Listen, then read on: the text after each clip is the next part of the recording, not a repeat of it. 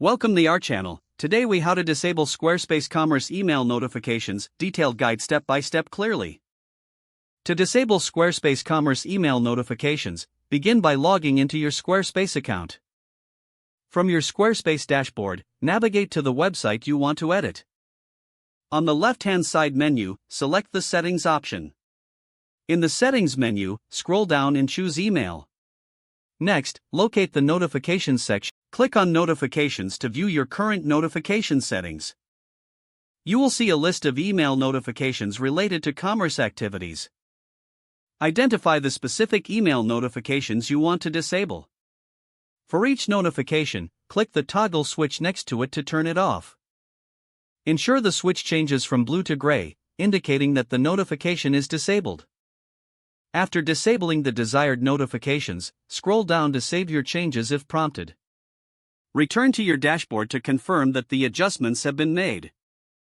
Check the email settings occasionally to ensure you stay updated with any changes. You have successfully disabled the Squarespace Commerce email notifications. If the page does not load, refresh the browser or try again in a private or incognito window.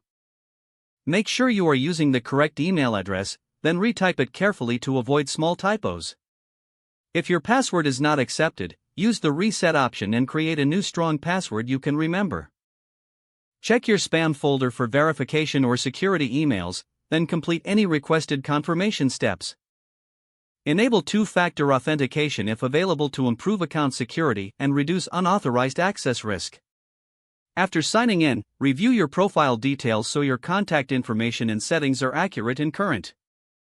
If you see an error message, note it down and try again after restarting your device and internet connection. Log out when you finish, especially on shared devices, to keep your account and payment information secure. If the page does not load, refresh the browser or try again in a private or incognito window.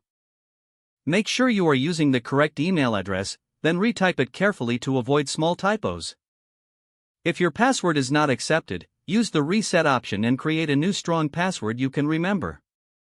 Check your spam folder for verification or security emails, then complete any requested confirmation steps. Enable two-factor authentication if available to improve account security and reduce unauthorized access risk.